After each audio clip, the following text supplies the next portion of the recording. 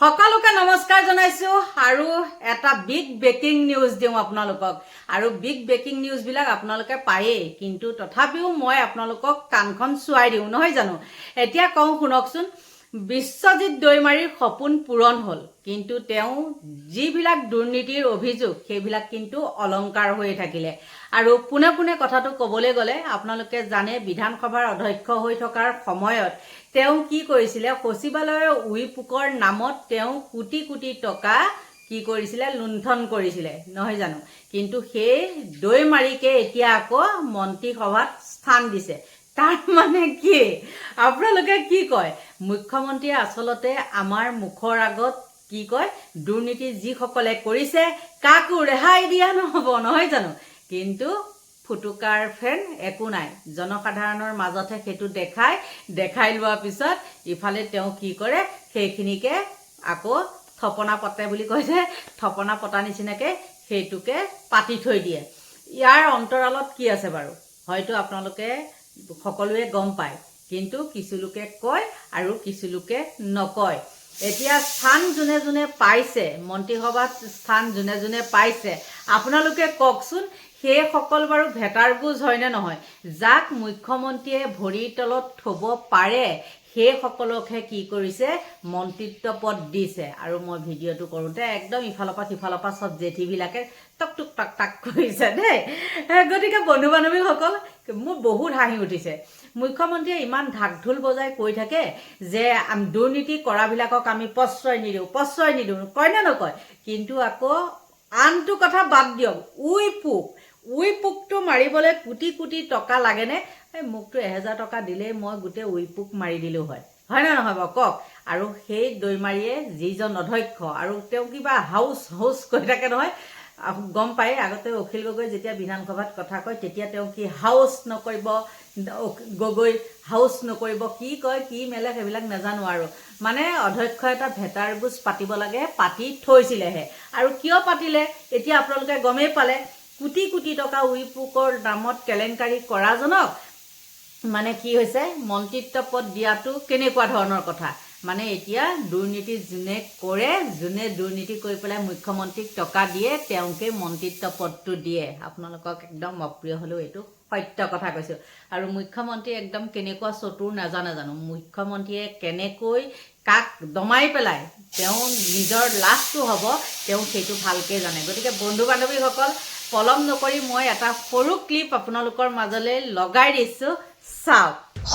কোটি টকা লুণ্ঠন কৰি পুৰস্কৃতহে হ'ল বিশ্বজিৎ দৈমাৰী বিধানসভাত 300 কোটি লুণ্ঠন কৰা বিশ্বজিৎ দৈমাৰীক মন্ত্ৰিত্ব মুকুট পিন্ধালে মুখ্যমন্ত্ৰী হিমন্ত বিশ্ব শৰ্মাই মুখ্যমন্ত্ৰী হিমন্ত বিশ্বৰ শূন্য সহনশীলতাৰ ভেকুভাও সাধাৰণ কৰ্মচাৰীয়ে ঘুষ খালে জেল হয় নিলম্বন আৰু বিধায়কে কোটি কোটি টকা লুটিলে পায় মন্ত্ৰিত্ব এয়াই নেকি মুখ্যমন্ত্ৰী ডক্টৰ হিমন্ত বিশ্ব শৰ্মাৰ দুৰ্নীতিৰ বিৰুদ্ধে জিৰো টলাৰেন্স গণতন্ত্ৰৰ পবিত্ৰ মন্দিৰ অসম বিধানসভাক নিজৰ দুগ্ধৱতী ক্ষীৰতী গাই হিচাপে ব্যৱহাৰ কৰি শ কোটি টকা লুণ্ঠন কৰাৰ অভিযোগ উঠা প্ৰাক্তন অধ্যক্ষ বিশ্বজিৎ দৈমাৰীক ৰঙাঘৰলৈ প্ৰেৰণ কৰাৰ পৰিৱৰ্তে মুখ্যমন্ত্ৰী ডক্টৰ হিমন্ত বিশ্ব শৰ্মাই মন্ত্ৰিত্বহে প্ৰদান কৰিলে বিশ্বজিৎ দৈমাৰীক মন্ত্ৰিত্ব প্ৰদান কৰাৰ লগে লগে দুৰ্নীতিগ্ৰস্ত চৰকাৰী বিষয়া আৰু সাধাৰণ কৰ্মচাৰীক গ্ৰেপ্তাৰ কৰি চাকৰিৰ পৰা নিলম্বন কৰি সততাৰ ফুপুলা ঢাকঢোল বজোৱা মন্ত্ৰিত্বৰ আচল স্বৰূপ এতিয়াই ৰাইজৰ আগত উদং হৈ পৰিছে যিগৰাকী বিশ্বজিৎ দৈমাৰী আৰু তেওঁৰ হাংগু পাংগুৱে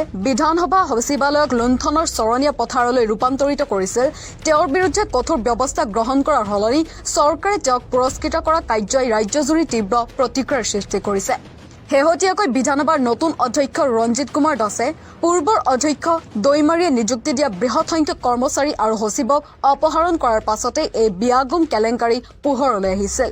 ইমানৰ পাছতো দুৰ্নীতিয়ে লুটুৰি পুটুৰি হৈ থকাৰ গুৰুতৰ অভিযোগ উঠা দৈমাৰীক মুখ্যমন্ত্ৰীয়ে মন্ত্ৰীসভাৰ স্থান দি প্ৰমাণ কৰিলে যে শাসকীয় দলৰ বিধায়কৰ বাবে দুৰ্নীতি এক অপৰাধ নহয় বৰঞ্চ পদোন্নতিৰহে এক বিশেষ অৰ্হতা অভিযোগ উঠি আহিছে যে প্ৰাক্তন অধ্যক্ষ বিশ্বজিৎ দৈমাৰী আৰু তেওঁৰ বিশেষ কৰ্তব্যৰত বিষয়া ঠিকাদাৰৰূপী দালাল হোমেন বৰুৱাৰ নেতৃত্বত চলিছিল এই অপৰিসীম লুণ্ঠনৰ সাম্ৰাজ্য বিগত 5টা বছৰত বিধানসভাৰ বিভিন্ন সংগতিহীন কামৰ বাবদ ভুৱা কামৰ অচিলাৰে শ কোটি টকা হৰাট কৰাৰ গুৰুতৰ কেলেংকাৰী পোহৰলৈ আহিছে নিৰ্বাচনৰ পূৰ্বে এই লুণ্ঠনৰ মাত্ৰা আৰু অধিক ভয়াৱহ হৈ পৰিছিল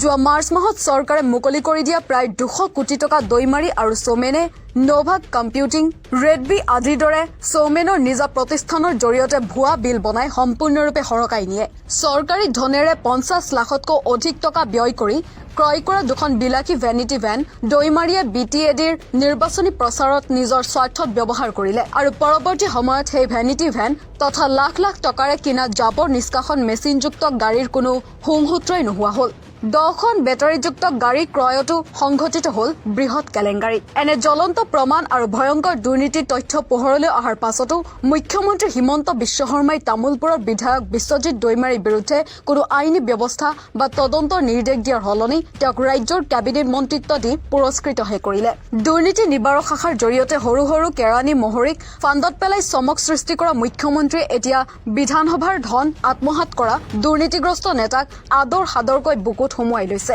মুখ্যমন্ত্ৰীৰ এই দুমুখীয়া নীতি আৰু ভণ্ডামিয়ে ৰাজ্যবাসীৰ সন্মুখত স্পষ্ট কৰি দিছে যে দুৰ্নীতিমুক্ত অসমৰ শ্লোগান কেৱল জনসাধাৰণক আভুৱা ভাৰিবলৈ ব্যৱহাৰ কৰা এক ৰাজনৈতিক প্ৰশাসন মাত্ৰ news x report north east নাও দেখিলেনে কাৰু কাৰ্যখন দেখিলে অকল ময়ে কোৱা নহয় দেই বেলেগেও কৈছে গতিকে আপোনালোকক এইখিনি দেখালো আৰু সদৌ শেষত আকৌ কওঁ ভেটাৰ গুজ যাক পাতে সেইসকলে আৰু কি কৰিব মানে মুখ্যমন্ত্ৰীতকৈ ওপৰত কথা ক'ব নোৱাৰে মুখ্যমন্ত্ৰীয়ে যি কয় আঙুলিৰ মূৰত নচুৱাই থাকিব পাৰে এই মুখ্যমন্ত্ৰী আৰু সেই তেওঁলোককহে কি কৰিছে মন্ত্ৰিত্ব পদ দিছে গতিকে বন্ধু বান্ধৱীসকল বহুত ভাগৰুৱা হৈ আছো ভিডিঅ'টো একে সৰু কৰিছো জানেনে আজিৰ পৰা আকৌ ঘৰৰ কামত হেৰি হৈছে আৰু আলহীও আছিলে আলহী আজি গৈছেগৈ